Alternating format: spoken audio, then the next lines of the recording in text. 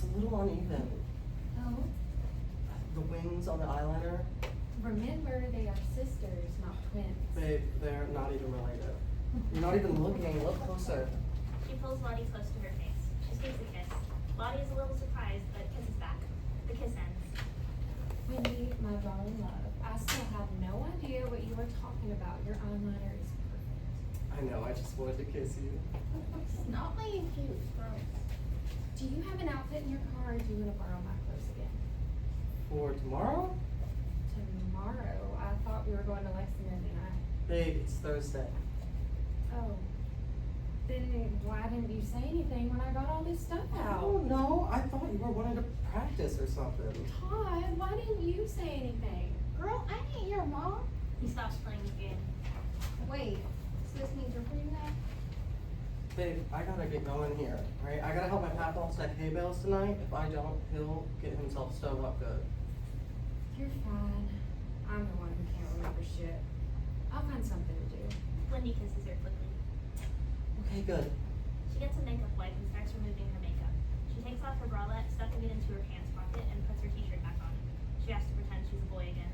Bye, girlfriend. Be safe. Bye. Todd stands up gleefully and tiptoes to an invisible window and watches Wendy leave.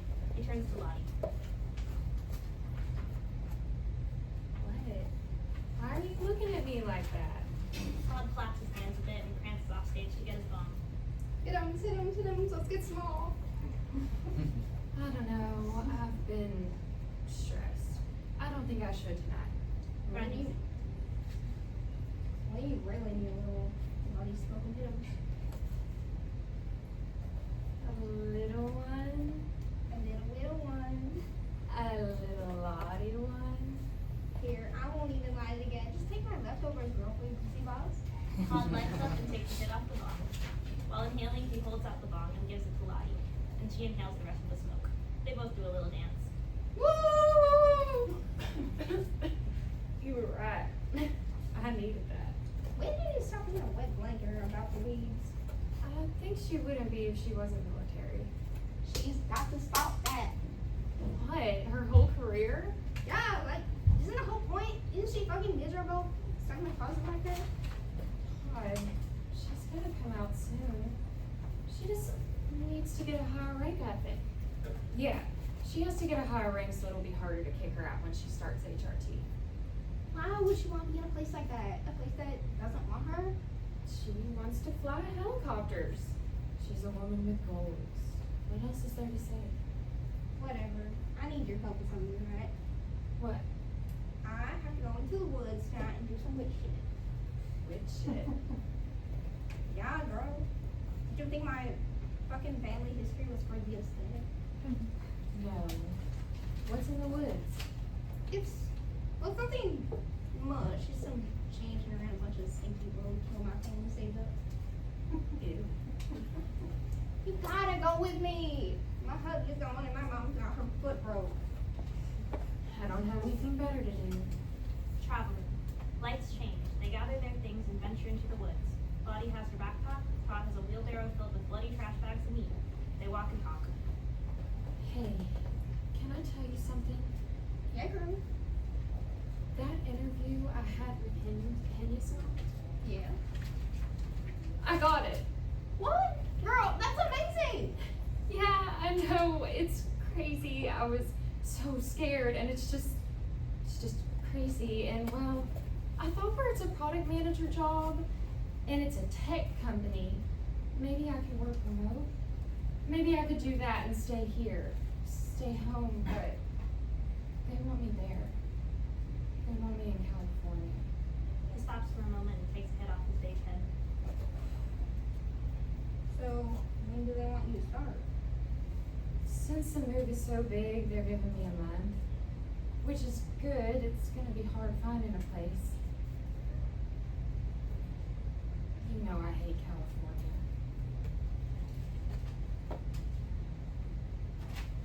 Oh, sis, no. He goes over to her with a bait. Here, baby, take a hit on this. Lottie takes a hit. This is exciting. It's like a big girl job, right? Mm-hmm. insurance, 401k, almost livable wage. Yes. That's amazing, Lottie. This is amazing. You're moving up. I know. I've always wanted to work on something big like this.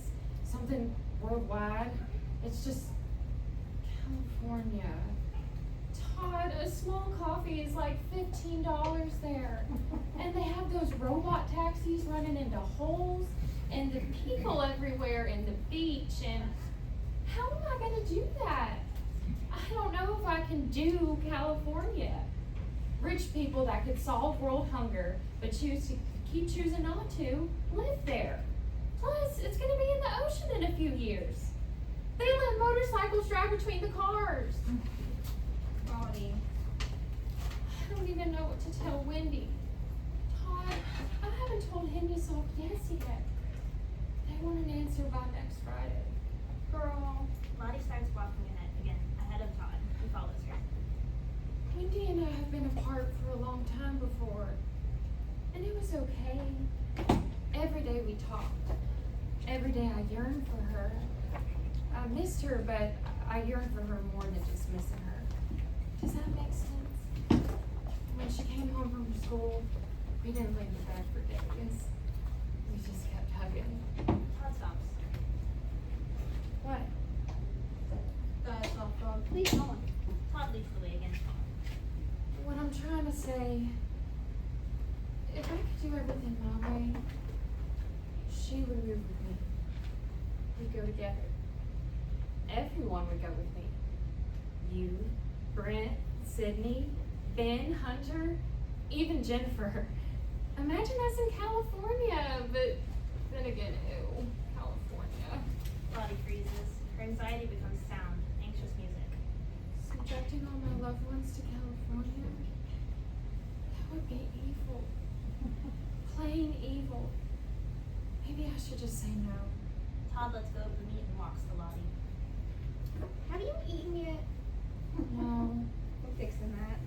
They both sit down. He looks through his bag while Lottie keeps talking and pulls out 2 pepperoni rolls. At the same time, I'm 26. I'm supposed to be happy about big job. I'm supposed to be making grown-up adult choices based on money and independence. I can't just be a freelancer forever. I'm bad at doing taxes, and only having to deal with a single W-2 every year would be a lot less stressful. Anxiety music stops. Take a roll. Put in mouth. Write down. Chew. Lottie obeys. She realizes how hungry she is. She keeps eating the roll. You're hungry. It's getting late. Maybe now isn't the best time for life alternative food. Just focus on the night, okay? For me. Yes, sorry. When do you see your therapist again? 2 months?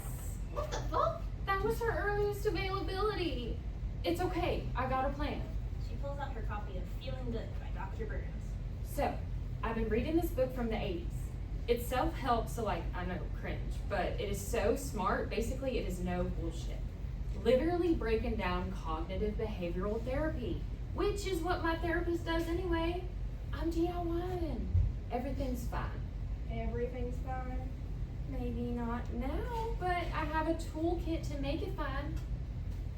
Do you have the toolkit to be like very chill about something he told you? Depends. What do you need to tell me? Todd cringes and paces around nervously. Nervous ADHD stems. Todd, what do you need to tell me? Girl, please understand. This is not really a big deal, but shit it's gonna get spooky tonight. Don't tweet though. Like, I know what I'm doing. What do you mean by spooky? The witch shit we have to do tonight involves seeing a sleeping giant monster. What? Here, it makes more sense if I explain theoretically.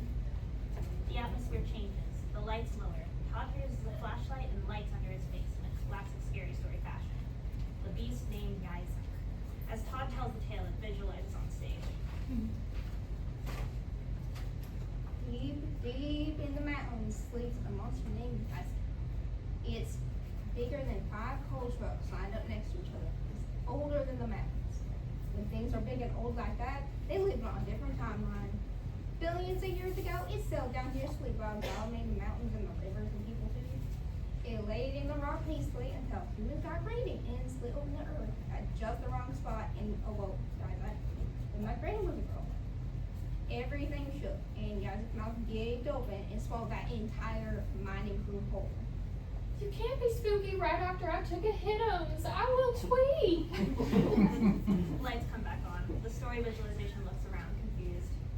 Okay, last thing we need is a tweaker. Let me at least finish telling you what I got to tell ya. The story visualization shrugs and continues without the mood lighting. It becomes more of a practical diagram. Long story short, when we get to this clearing around midnight, the ground will part and Isaac's nasty Irish looking hellmouth will pop out of the ground for food. Our job is to feed it past so it won't go back to sleep for another year. Oh, shit. Are you sure you got enough meat to feed that demon? Ancient eldritch rock monster, not demon. And yes, this amount has worked for the last decade of my family doing this. It's like 11 now, we gotta get going. Walking in the woods. Todd and Lottie walk into the woods. Todd carries a lantern and a trash bag of meat. We catch them mid-conversation. Todd sets his bag down as if to say, "This is a spot." He smiles and looks to Lottie. We're here, this is a spot. Sweet. Now you're sure I haven't taken you here before? To this spot, yes, but never on the night when the thing comes out. When my mean mom started having my mom come down here, feed it every year. She took it way too seriously. There was like 2 years she didn't tell anyone about it. Now, these last 3 or so, she's had me here today. I won't bring Bucky, he's a stupid hound dog. No one can give himself ate. Todd pulls a container of table salt and food bear out of his bag. He starts to carefully make a large salt circle in the middle of the stage. Take this and make a circle on the ground. Lottie helps Todd form the circle. When you give it roadkill, does it eat the bones and everything? Yeah, it's nasty. If it isn't something to wait for, it will just suck down the stuff into its mouth until it's got enough meat. Now that's evil. If we don't feed it, there's no telling what or who that meat would be. Now, I don't think it's evil. My mom thinks it's the devil. I think it's just some force of nature. Forces of nature can be evil. But this isn't. I've looked into its eyes and looked into its mouth enough times. It ain't got no reason or thought. Just like little Bucky. It's an animal. It just has hunger. It just has to eat everything it can get. The salt would be hard to keep if it rains. The sound of distant thunder. Don't jinx it! Sorry. Todd, I think the whole thing about a salt circle stopping it, that just about proves it's a devil or a demon. Whatever. It doesn't matter what you think of it as long as it gets fed. Todd finishes the salt circle. He starts inspecting it for breaks or cracks. The circle doesn't have to be perfect, but I never try to make space more than half an inch. Let me check. Lottie stands up and helps Todd check. Real evil plots and plans. At least that's how I look at it. This just hungers. The circle looks closed to me. Todd lights the joint, takes a hit, and passes it to Lottie. She takes a hit. The lights change. Time passes in silence. 11:45 p.m. Same place, but darker. Lottie, quite high, paces back and forth, ranting. While she walks, she kicks up some of the circle, but neither of them notice. Here's the thing. If Hello Kitty was president, we wouldn't have any problems anymore. She cares about healthcare, education, and friendship. Anywhere in this nation would be great to live. We need a leader who is honest and caring like her. You're so fucking right. She also likes blood and knives and sand. You know that's a fucking lie. Hello Kitty likes baking apple pies with her mom and friendship. You're silly. I'm silly. Todd, aren't you gonna miss me if I leave? Yes, but Todd lives and we still talk every other day. I miss you like crazy, but I'd be sad if you gave up making my life better. I don't know. Would it be making my life better? That's the big question. On paper, yes. In my bank account, yes. The world starts making a quiet hum. So quiet one might think it's in their mind, or someone's backstage left their phone on by mistake. Lottie stares intently at the ground. Todd takes another long hit. You know, there isn't a highway here because of this thing. That's kind of nice. I hate highways. California is mostly highways. This is. I wish I didn't have a choice. I wish I never updated my LinkedIn profile. I wish. Fuck that stupid book. It ain't worth shit. Todd moves away from the circle. Lottie, get back, it's coming! The hum is now pronounced. It's otherworldly in how wrong it sounds. Microscopic moments of harmony, but mostly a sound of a deep, aching pain. Rumble. Lottie steps back. Todd throws the bag of meat into the circle and smiles at Lottie. And here it comes! The beast emerges from the ground, mouth first. Its size is bigger than the stage, but it still squeezes its mouth through the dirt. It consumes the meat. That wasn't that hard. See? Easy. Everything is shaking again. It makes a screech, angry. The monster pukes up the bag of meat. What the fuck? Todd? Why didn't it take it? Lottie, What? Lottie, help, I need your help. Let's go get your mom. Todd, there's someone inside. Lottie! Todd?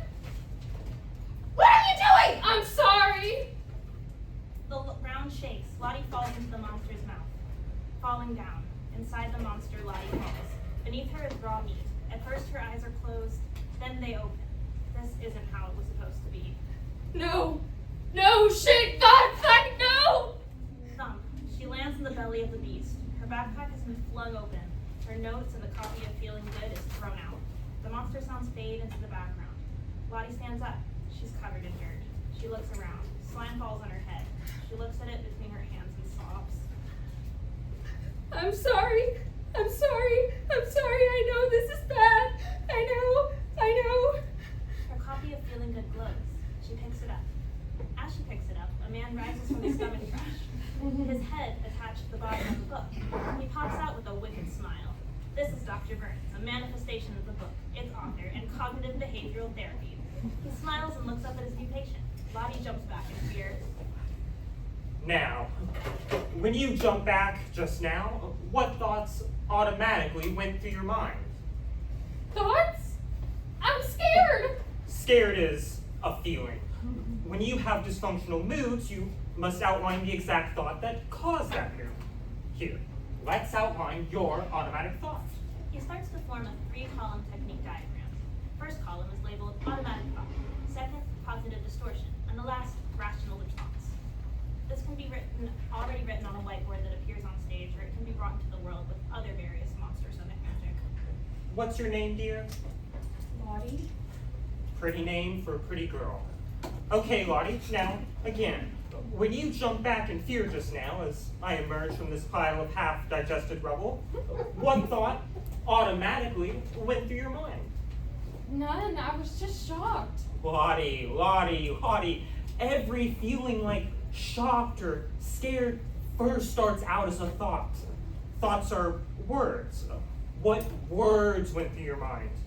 Here, wait, have you read my book yet? Dr. Burns scrambles to find his book. He smirks when he discovers it is stuck at the top of his head. He unsticks the book and hands it to Lottie. Look at this thing. The binding is only bent about 1/8 of the way through, young lady. These pages have barely been touched. You have not been doing your homework. I'm sorry. That isn't a worry now. Let's get back to the issue at hand. He taps the 3-column chart. What was your automatic thought? Give me a complete sentence. My thought was, oh no, I'm going to die. Dr. Burns writes this in the first column. Oh no, I'm going to die. There, see? These thoughts get less scary when you write them down. On to the next column. What was the cognitive distortion in this thought? Table 3-1, page 42, dear. Take a look. This is an open book text. She turns to page 42 and skims over. Jump into conclusions. Good. Now be precise. She skims the page a little more. The fortune teller error? Wonderful. One last step. What is your rational response to this cognitive distortion?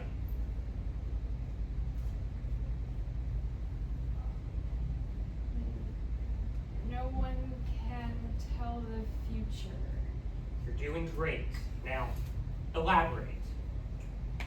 I had no way to know for sure that I was about to die when you appeared. Dr. Vince claps. Applause, streamers, confetti. Right there, you've done it. With these simple strategies and more, you can cure your depression. What was I supposed to do back then?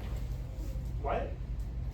When you, a strange man that appeared to me right after I sacrificed myself by jumping into a monster's mouth, popped out of nowhere with a wicked smile. When that happened, what was I supposed to do? Well, that's an easy answer. Here, let's do a role play. You go over there and pretend to be me emerging from the rubble, and I'll demonstrate how a new and improved Lottie might have reacted if she used my 3-column technique. Lottie is directed to your spot for the roleplay. Good. And I'm you over here. Okay, ready? And see. An awkward moment. Lottie realizes it's her line. Blah! Well, look. This is a new person. This person could harm me, but there is also a chance they will not harm me. As a human, I can never really tell the future, so I will not worry about what is to come. See? Simple. That is a very bad way to handle being scared by a stranger. It is clinically proven the best way to handle a scary stranger. Only if you are ready to cure your depressive disorder. I don't want to cure anything right now. I just don't want to die. I just want to go back in time and not jump down here. I shouldn't have jumped down here. I wouldn't have jumped down here if I knew it was going to be like this. Stop right there, silly goose. That was a should statement. The word should appears. Throughout his next speech, he draws arrows coming off the word should. At the end of these arrows, he places some action keywords used in his next lines. Should statements generate a lot of unnecessary emotional turmoil in your daily life. Little did you know those should've, could've, and would'ves in your thinking creates nothing but self-loathing, shame, and guilt. You would know how to combat those should've thoughts if you read my chapter on anger and guilt, where I guide you through simple methods that turn your hot thoughts into cool thoughts. Lottie starts looking for a way up or a way forward. She grabs her backpack. The monster moves, rumbling. Okay, whatever. This, all this, I don't need this right now. This? That's pretty abstract, young lady. If we are to continue our relationship past this conflict, we will need to outline the issues you have with me in concrete language. For one, I don't appreciate how you insist I was wrong to jump away from you. Everyone should probably jump back if there is a stranger jumping out of a pile in front of them. No normal person needs to think about it. That's why you have impulses, to protect yourself from danger. With proper mental training, you too can control these impulses. Everything you do is within your control. You're a pretty stupid doctor. Boom! Another cognitive distortion. Labeling. Labeling is another form of the second cognitive distortion highlighted on page 42. Overgeneralization. You see one negative trait and point it out, focus in on it, then you become unwilling to see the rest of the person you've labeled. Whatever. You're supposed to help me feel good. The only thing stopping you from feeling good right now is yourself. Yourself and clinical depression, but you have already been prescribed your SSRIs and have been taking them faithfully. The only thing in your way now is you. How can you say that now? At a time like this? So many things are stopping me from feeling good. I'm covered in slime. I'm literally stuck inside a monster right now. Stuck and alive when I really wanted to be dead. The monster moves again, awake and hungry. I have obviously failed at self-sacrifice and I'm lost. I'm fucking lost. This anger comes from a rule you made for yourself. She lays down on her back, defeated. What? We feel anger because of rules and expectations that we give ourselves and the world around us. When the world fails to meet these goals we've imposed on it, we get upset. You made it up in your head that if you jumped into this monster's mouth, you wouldn't have to worry about accepting that new job or not. You'd simply die a hero by sacrificing yourself to satiate this monster's appetite. The reality is, you are not dead. Once you accept that reality is chaotic and does not follow any man-made rules at all, you can be rid of your anger by ridding yourself of expectation. Lottie keeps lying on her back. She's taking deep breaths, trying not to panic. She puts her hand on her face. She runs her fingers through her hair. Dr. Burns sits down gently next to her. Sometimes I get upset because I have a rule in my mind that if I perform my clinically proven behavioral therapy method, that it should make my patients feel better about themselves and others. Now, even with my clinically proven behavioral therapy method, there's always a chance it won't work, or maybe even there's always a chance I make someone feel worse. I'm covered in slime. You must be feeling cold. I am. I've made a mistake, which we all do, by the way. We are only human and must accept our mistakes as a part of life. I've made a mistake. I've tried to solve a crippling depression when right now the physical environment is what's crippling you. Yes. Okay. When you're ready, I'd be happy to help you find a means to change your pitiful physical state. Thank you. She takes a moment. She slows down her breathing. Panic attacks stop with the magic she's learned years ago.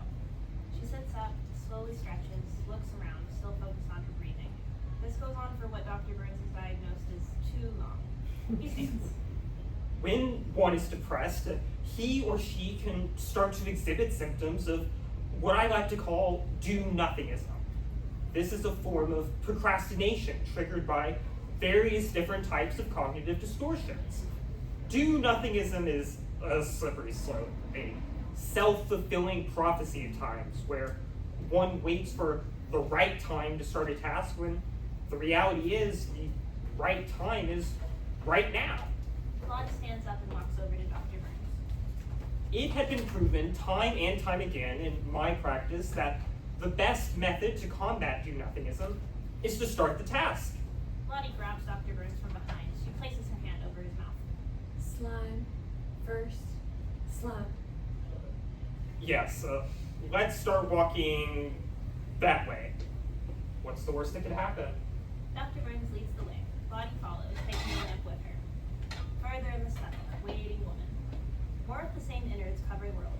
Dark, mushy, rubble. Lottie and Dr. Burns enter. There's a fog and some steam. The sound of water splashing. Music.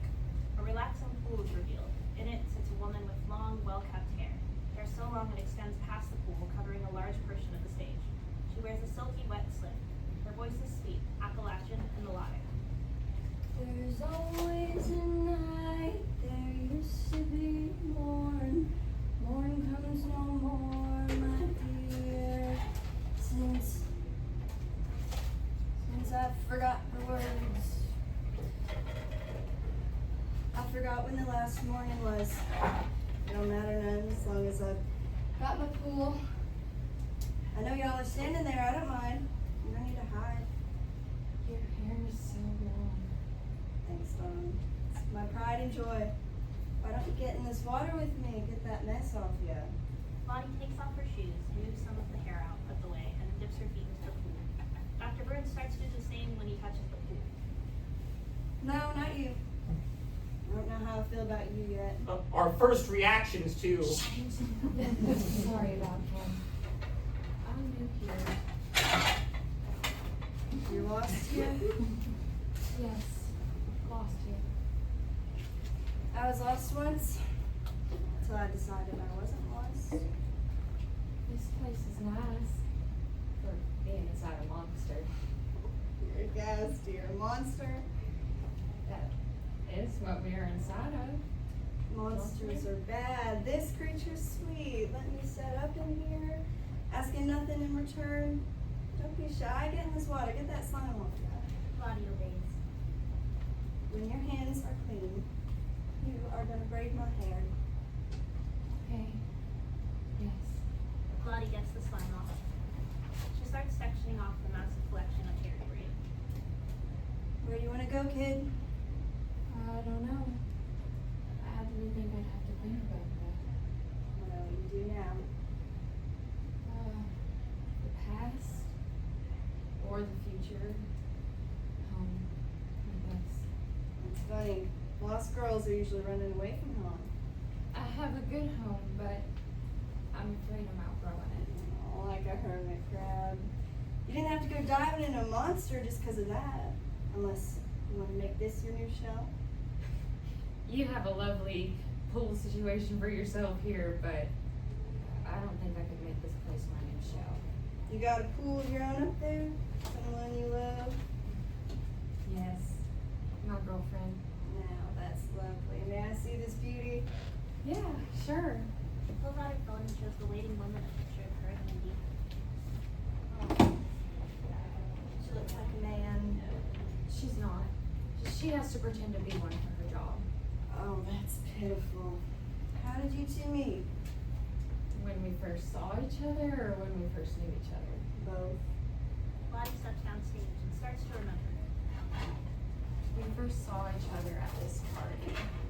I got her number there. Then we kept going out to the city to see drag shows together. Music coming in from another room. A memory, they say. A memory. A club. First kisses. Lottie dances with Wendy. She wears slightly femme clothes. The lights are colorful, the music is loud. Bass is deep. They get close. They have a moment. They kiss. This is great! What? Beep. I always wanted to kiss you! Same! They run off to some quiet corners. The music is still loud, but at least they don't have to shout now. I think I've always wanted to kiss you. Ever since I saw you wash the dishes at Todd's New Year's party. That was so nice. Yeah, I like getting things. Not to be rude, but I wanted to kiss you ever since I saw you yell at that guy who was trying to defend Andrew Tate. Oh my god, I was trying to forget about that. That was so embarrassing. You're so fucking powerful. Yeah, I know. I used to think I wasn't. I let a bad man convince me I was weak. Lottie kisses Wendy in a dominating way. The kiss is long and wonderful. It's funny, after I left the bad man, I thought I'd never get with a guy again. Really? Yeah, I swore off men till I met you. They kiss again, drunk on each other in cocktails that are named after drag queens. Maybe it's where you kiss like a girl. She holds Lottie. She falls in love, sobbing, laughing into Lottie's shoulder. What's wrong? It's just funny. Lottie, I think I am a girl. She kisses Lottie. What? Really? I'm pretty sure I'm a girl. I'm a girl. Is that okay? Lottie smiles and kisses Wendy's forehead. That's great! Mama Sandra's oath hasn't been tarnished! Lottie tries to pick up Wendy and spin her around. This works or it doesn't work. They spin together in some way or another. They kiss. The memory fades. Further in the stomach, waiting woman. So romantic. Loving a person must be hard. I am so lucky to fall in love with this pool. She makes loving someone easy. Loving her is like breathing. I start to feel like I'm choking when she runs away. Wendy is so brave, and she does dangerous things, even if it hurts her. She does dangerous things. She's going to school to learn how to rescue people. Her plans are amazing and dangerous, and I worry all the time about her. That romanticized view of love is unsustainable. What is the poor thing supposed to do then? Not romanticize romance? Romanticized may have been the wrong word. Lottie, my point is, when you start seeing love from others as something you need, you become what I like to call a love junkie. Hey, you can't just call people junkies. He's from the 80s. Page 285, section 2.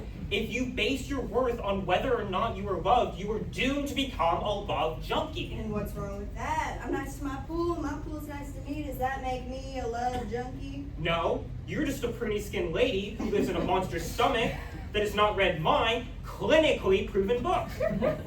I'm only talking about that one, Lottie. Lottie, a love junkie is a person without a healthy sense of self. You see love as a need that you cannot survive without.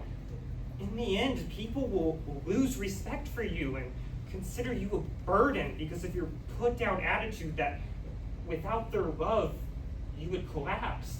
I'm not like that anymore. I got over that when I left my ex. Then why are you this torn over the choice you have to make? Lottie, I can make him go away if you want. No, it's okay.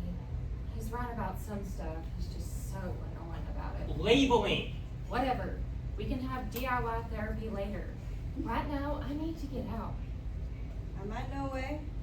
At least maybe a way to talk to the monster. Really? How? This monster, the Isaac, I can't talk to it. No human can, but creatures can, and I know a lady who speaks like lightning bug. Lightning bug? Yes. She gives them the first sparks when the sun goes down. Hard working gal. Go deeper. Follow the lightning bugs. Interlude. Walking phone call. Dr. Burns and Lottie continue their journey. Dr. Burns sings a little working song. Todd appears downstage, a sweaty mess. He's calling Lottie on a cell phone. Broccoli, what the fuck? What? How are you calling me? I literally just called your number, bitch. I've been calling you for hours. Oh, shit. Sorry, I just kind of assumed I wouldn't get signal inside a giant demon monster my twink-ass witch bitch didn't feed right. I am not a twink. He hangs up, angry, exits stage. Lottie starts walking again. Lottie? What? Who was that on your phone? My friend Todd. And he's outside the monster? Yes. Todd runs back on. Oh, shit! King, I'm so sorry. It's so stressful right now. And I've been paired up with this annoying cishead. Whatever. You have no stress. God, just why do you think to check your fucking phone? I don't know. Wait, is the monster still awake? Yeah, it's bad. Bessie, I had to run. It's raining. I smell like wet dog. I got onto my cousin's yard and I stole his four-wheeler to get us the fuck out of the holler. Looking around. I think we got everyone out. Hubby's on his way to the hound. This monster is fucking huge, but also slow as hell. No idea where he's headed, but he's headed somewhere slow. Can you go back and kill it? Girl, how? Besides, Nemo said if he dies, the monster will whimper. The mountains will whimper. Yeah, the mountains will whimper. Seriously? What? What does she know?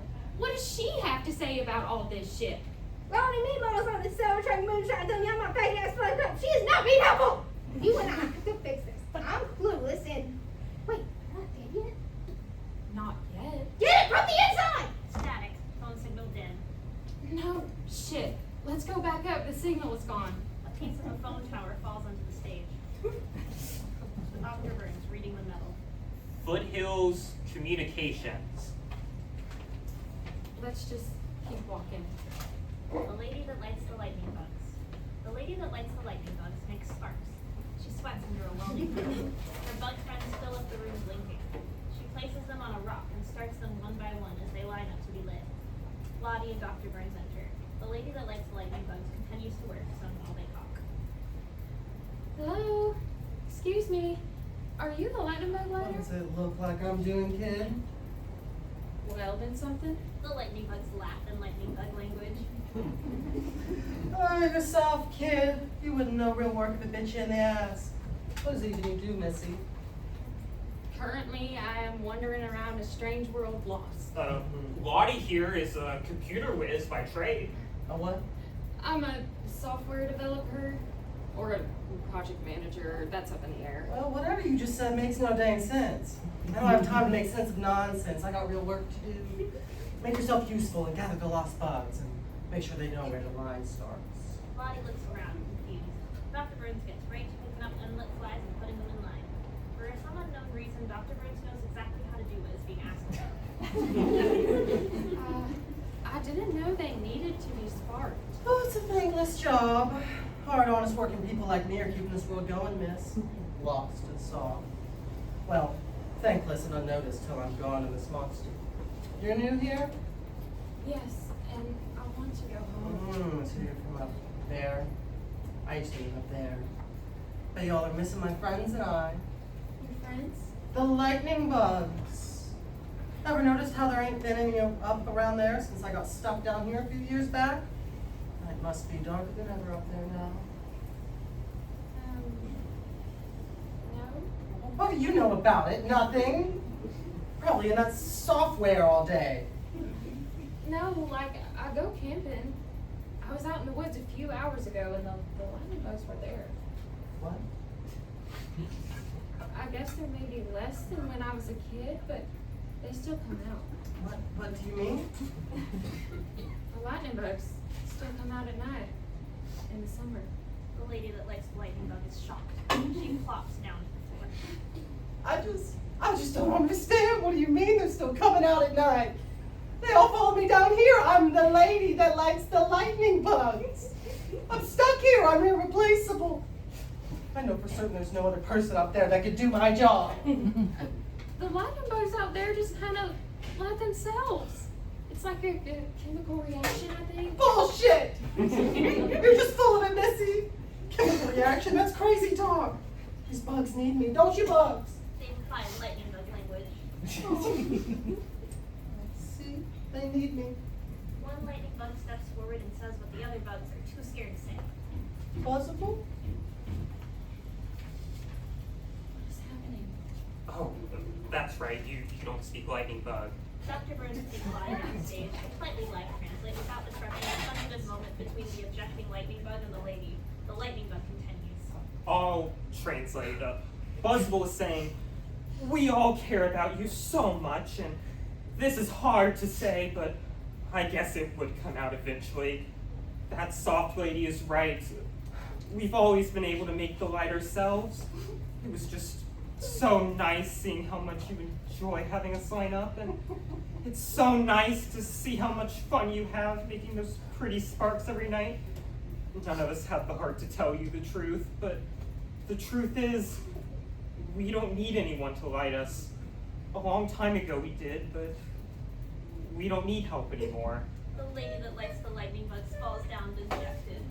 The lightning bugs all flash together saying their different condolences as they swarm around to comfort her. Oh no, dear, please don't cry. That one says, forget that Buzzable said that. Please don't cry, lady. Sorry, Lottie, I'm pretty fluent, but when they all start flashing like that, I can't keep up. She is not okay. Wait, you just understood lightning bug. Oh, yes, with all the running around, I forgot to mention, I speak many visual languages. Does this mean you can speak creature? Why, yes. You should have said something when we were with the pool woman. Stop right there. Should-ofs do nothing for us. We cannot dwell on should and should not. It gets us all tied up in guilt and what could be and what might have been, all useless. Here's an exercise of mine. First, we must twist the should to match our current reality. So instead of saying, you should have said something when we were with the waiting lady, let's change it to, Under your chaotic circumstances of being in a new place with a new person and also not having had practice speaking lightning bug in some time, you should have forgotten to mention you knew the language. wow, I am impressed, Lottie. I did read your book. Well, I read half of it and then got the audiobook. That doesn't matter. What matters is you may be able to speak to the monster. The world shakes. Dr. Burns and Lottie fall down to sleep. Stomach acid front porch. Into one of the monster's stomachs. Green, bubbling acid. An old grandma's front porch in front of a window. With a couple chairs and a table. Knickknacks. Our heroes fall with a splash. Ew, ew, ew, ew, ew. This place smells like vomit. Well, What the hell? at least it's not as viscous as that throat mucus you got into. Ew, it's stomach acid! Wait, we're in the stomach. She notices the front porch. Lottie wades her stomach juice until she is on the front porch. Dr. Burns, get over here! Oh, look, a front porch. See? It all works out in the... He takes the wrong step. Parts of the acid grab at Dr. Burns, driving him violently off stage. Oh no, this seems bad. There is also a good chance that things are okay, so there's no need to worry. No dysfunctional thoughts here. Who can really say seeking into stomach acid is a bad thing? Burns, swim! Kick at it, do something! He is gone. Oh no, he's gone. She looks around. She examines the porch. I should have expected this would happen eventually. When you get eaten by a monster, you're bound to see a stomach. It's just, now it's happening and, oh God, I'm not ready. Alice, yes, straight up Alice from Alice in Wonderland, enters from the front door on the porch with 2 cups of sweet tea. Here, have this, makes things better. She hands Lottie the sweet tea. Have you been here this whole time? I don't know, probably. It's really good, try it. Lottie tries the sweet tea. This is really good. Really sweet. I like it really sweet. Alice? You're Alice from the cartoon? Yeah. Your voice. It was your voice that called me down here? You asked for my help. I heard you yelling about some Hello Kitty creature. I like cats too. I thought you wanted to come down here so we can be friends. Oh. Does that mean you don't need me to be a hero? I do need you to be a hero. I just don't know how or why. I just know getting a girl to fall into a hole, into another world, usually spices things up. Are we gonna die soon? Just keep drinking. I've been here a while. You might be too. Tea makes it better. Psychedelic colors and music. The world starts breathing. This tea gets you super fucking high. Shit, what's in this tea?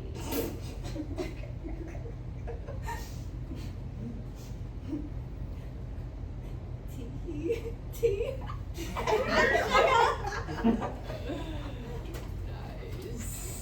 Nice. Do you smoke? Yeah. There's something in this. How would you know? Because when I look up, the sky looks like flowers. The stomach sky. The, you know, the up. Oh man, we're gonna die soon. Yeah, I know, we are totally off. But, like, it's okay, don't tweak about it.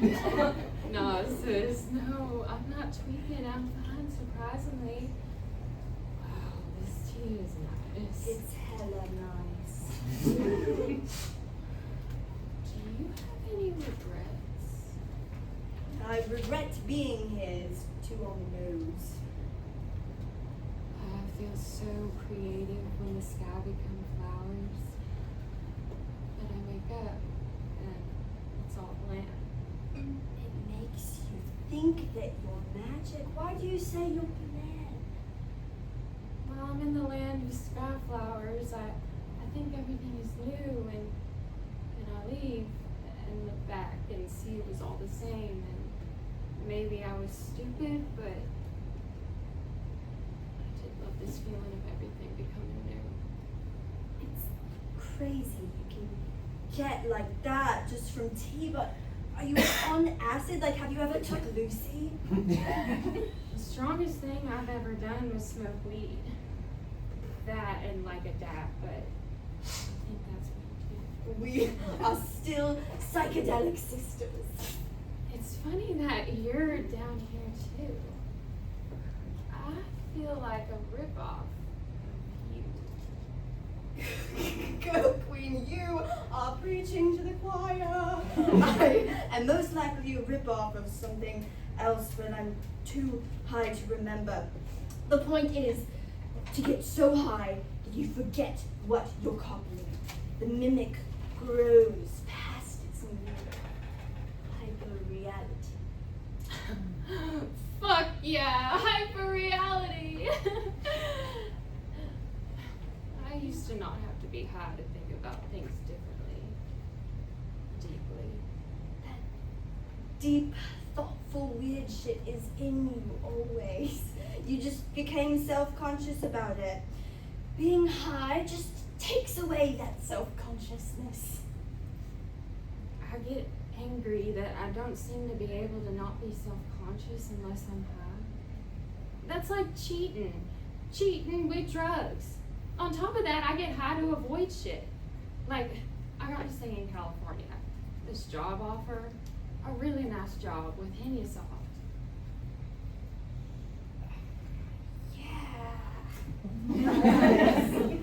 I have no idea what you're talking about. Still nice.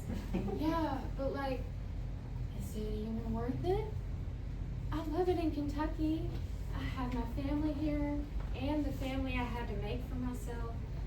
I just smoked instead of thinking about the future or reading job descriptions in detail. That doesn't matter now. It's nice we have this tea. I knew I'd want to be high when I died. Granny appears. She is played by a puppet. She brings some more tea. What are you guys doing? Can't you see this boy's tummy is rolling? Well, so you've got to go to the store. The store? Granny, send Lottie, please. I can't. I've had too much tea. Granny sits the tea down and gives Lottie some money. Get yourself to the dollar store down the road. $5. 5 bottles of extra strength Tums. How am I supposed to get there?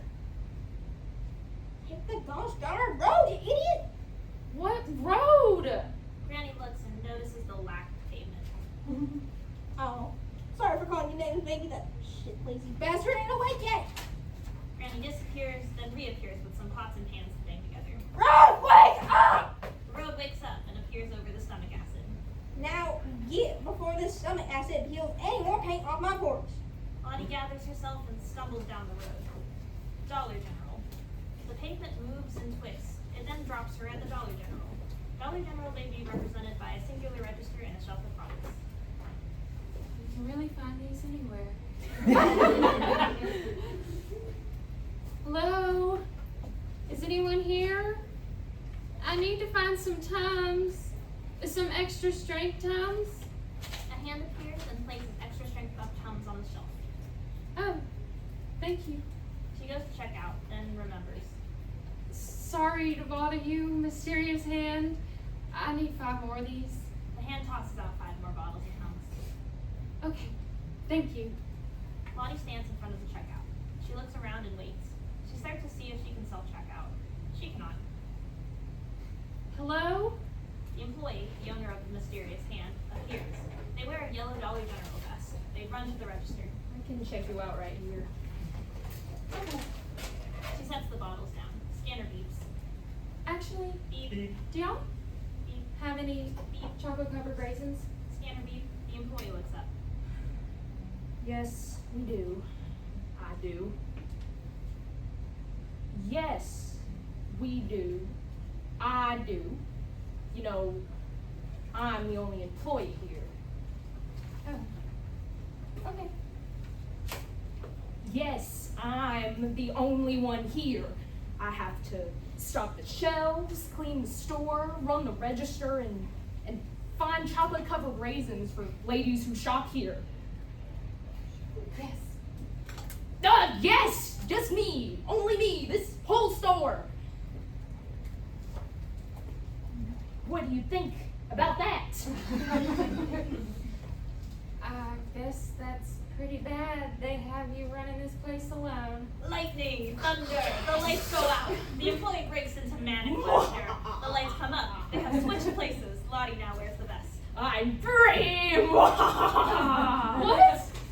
Many moons ago, child, I was just like you, a customer who made the mistake of complaining about the conditions of this here extremely understaffed Dollar General. Now you must suffer the same fate as me. The employee laughs and dances off stage like a freed gremlin. Wait, what? How do I even log onto the register? It's written under the monitor. Lottie finds the note.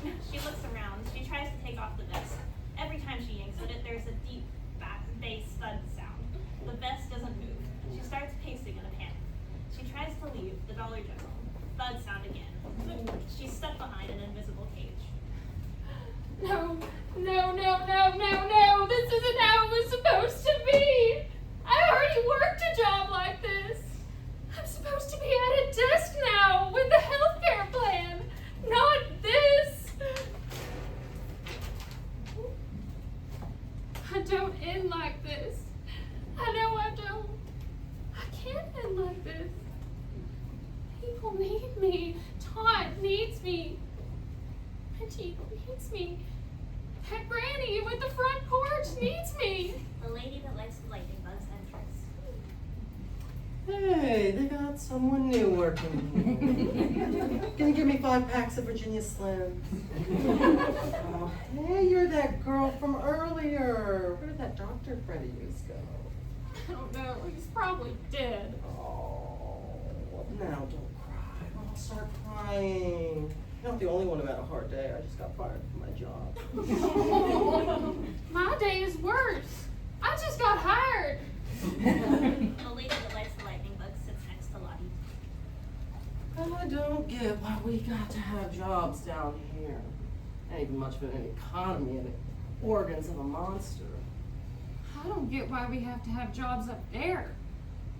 I do, but why does it have to be so much? It's like the first thing people ask about you is, what's your name? Then the next is, what do you do? And if I tell them I play video games and kiss my girlfriend, they look at me weird and then say, what do you do for money? Then they get to talking about their jobs and asking questions about your job, or even worse, they network with you. Oh no, is there networking down No, here? not down here. Maybe being trapped here isn't too bad. Lightning bug lady, Yes. did you love your job? I did. It was too good to be true. I don't want to be stuck here. Yeah, it's kind of a bad for, down here. Wait a second. No way, pal. You're gonna get me with that. No complaining here. I ended up in your sorry situation. Best of luck to you.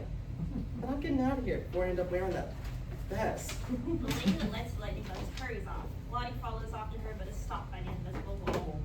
Please don't go! Rumbles, shakes. At least take these Tums! She throws the Tums bottles, stomps around in frustration, then rips into a package of chocolate-covered raisins. She eats the raisins. You've got to give these to Granny at least! She needs them! We need them! She pulls out her phone. Her phone screen projects onto the stage. Still no signal. She looks through pictures of her and her friends. She stops on one of Wendy.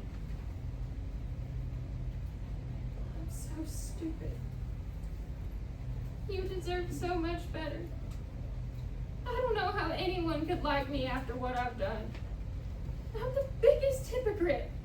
I beg you to not sacrifice your sanity for others. Then I go off and get eaten. And for what? It didn't solve anything. It's my fault this thing is awake and running around. I just know it. Lottie lets out a deep sigh and starts cleaning the store. The Cardinal Prince appears. My dear, you have made mistakes. You must know that this isn't the end. Sure feels like the end. Hasn't it felt like the end before? And yet you keep going. It's not like I pulled myself up from my bootstraps and kept going. It's more like I just kept falling down. Well, I can fly. Why not try going up? I'm trapped here. I work at this Dollar General now. My dear, you must not recognize me. He throws around in a flamboyant flourish, music and lights. I am the Cardinal Prince, and as soon as my feathers are crimson, I promise I will save you from this fate. Now, where is your manager? I'm the only employee here. Oh, I remember this place. This is that Dollar General where you complain about the lack of employees, you become trapped like you are now. Yes. How exciting. I get to test out an idea of mine. A solution.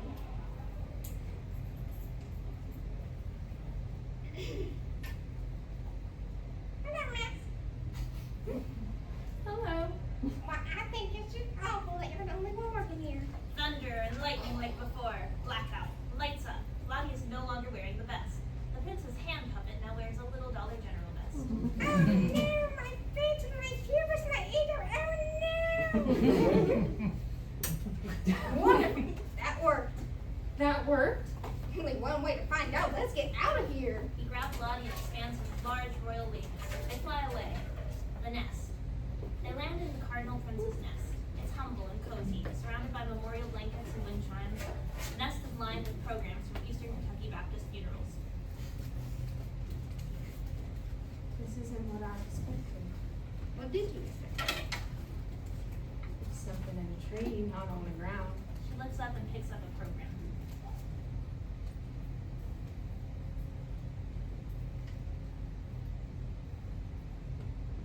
This is from my granny's funeral. How did you get this? Oh, I'm a cardinal. That doesn't explain. I am a cardinal, so I'm also everyone's dead loved ones coming to look over them. See, read that poem on the windshield. I am near when you think of me. You will know when I am near, for I will appear on the wings of a cardinal. I am all the dead people who love alive people. Who's yours, Lottie?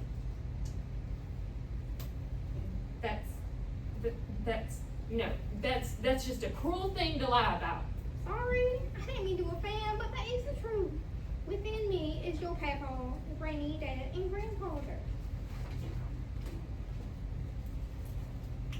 That's a lot. You have a lot of dead people who love you.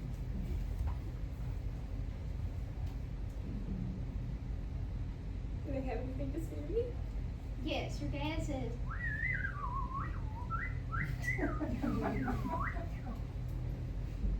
I don't understand. Oh yes, he says.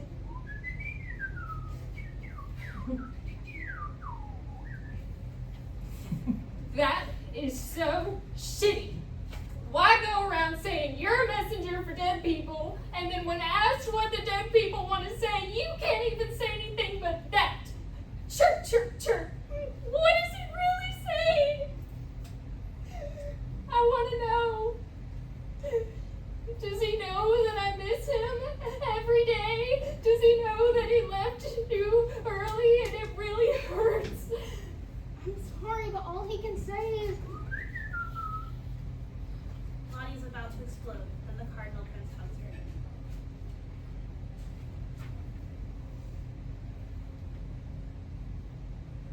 This is my dad hugging me, isn't it?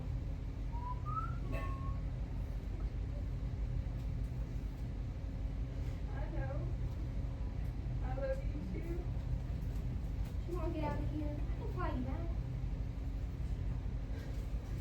I do, but I love that, but there's something I have to do. This monster is hurting people and I need to make it stop. Hey, look, do you know those two? Yeah. Dr. Burns! Alice, get over here! Dr. Burns and Alice venture. Dr. Burns carries Alice or pulls her in a wagon. She is zooted. They're happy to see Lottie, but must end their riveting conversation.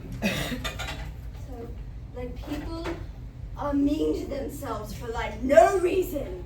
Yes and no. People are mean to themselves for reasons, but a lot of those reasons are made up. So one must deconstruct their own unfound reasoning. Oh, Lottie, we were looking for you. Girl, I should have gotten your number and texted you. Granny found the Tums. She put the Tums in the fridge and the leftover fried apples in the medicine cabinet. Yes, I'm glad she found the antacids. The acid started becoming uncomfortable. The Cardinal Prince is able to get me out of here. That's great. I have to stop the monster first. Wait, stop it. How? Don't kill it. I want to keep drinking tea with Granny. I have to get it back to sleep. At least. Prince, do you know where I can talk to this thing that we're inside of? I can take you to the brain. I'll warn you, our monster isn't that pleasant when his sleep is disturbed. I'll take you to the base of the neck, but I won't go further. That's fine. I don't have any other options. I can go alone. Others, the sound of flight. Alice falls back to her son's home.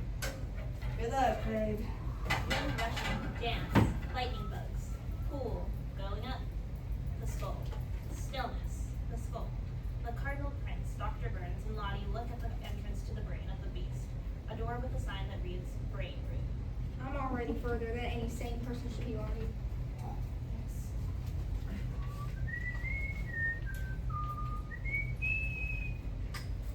You too. Thank you. He exits. Lottie walks up to the door. She turns to Dr. Burns. Thank you also. I'm going with you. I can do this myself. Yes, you can do part of this yourself, but you'll need my linguistic skills to talk to this monster, so I'm coming too. You don't have to go as a couple. We can be two people who just so happen to be at the same place at the same time. Lottie takes a deep breath, looks at the door. There's a loud rumble and shake, a deep, aching pain. She opens the door. The brain is revealed.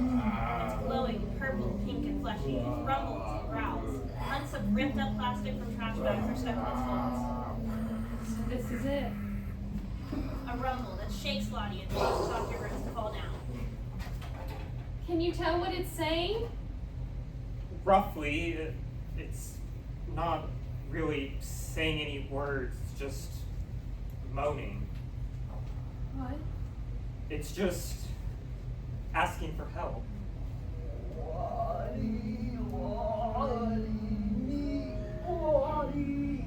Oh, it has seemed to learn your name.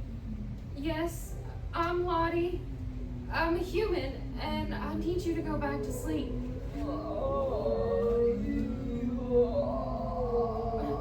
What does it mean by that?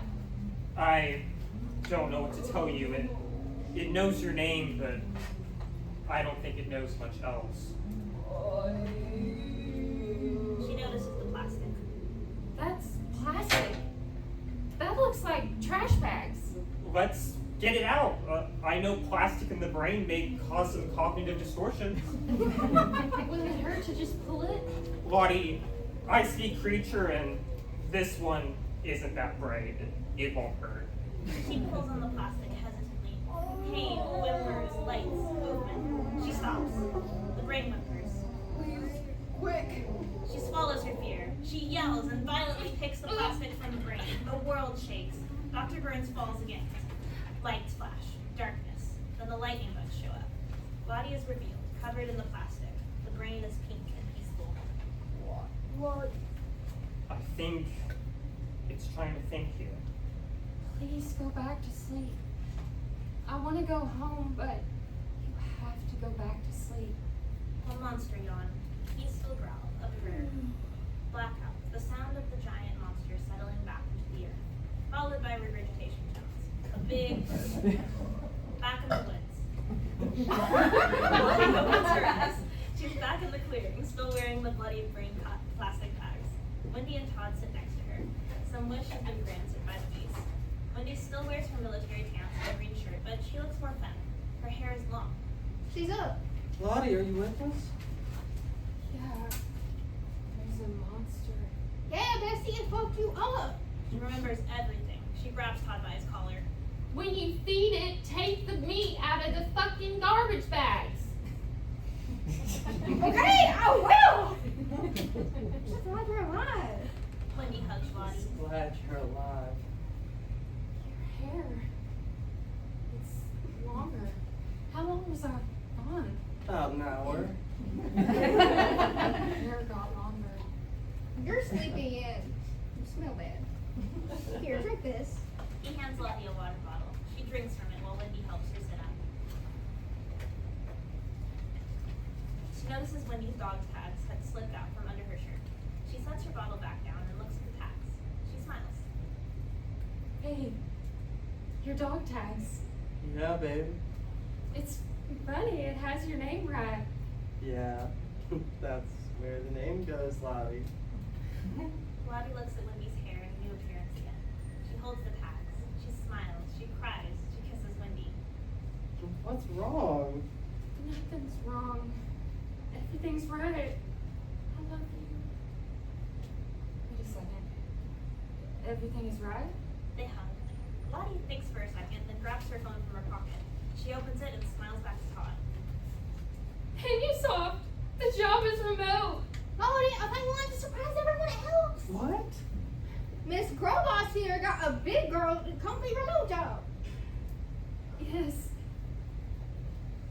It's with Henny-Soft. Oh, babe, you saved us all from a monster and got that job. I'm so proud. Yeah, and you don't have to pretend to be a boy. What are you talking about? The army, they know your real name now. They know you're a girl. Yeah, babe, it's my name. They have to have it for me to enlist. Let's get you home. You seem pretty tired. And you smell bad. We smell bad. Whatever. At least I'm not the one who thought it was okay to feed an eldritch dirt monster plastic bags. You made the fucking dirt. A little plastic never hurt the dirt, right? The monster spits out something else. It flies into the air, then lands a crumpled mess onto the ground. What the fuck? That's a whole ass man. And fire.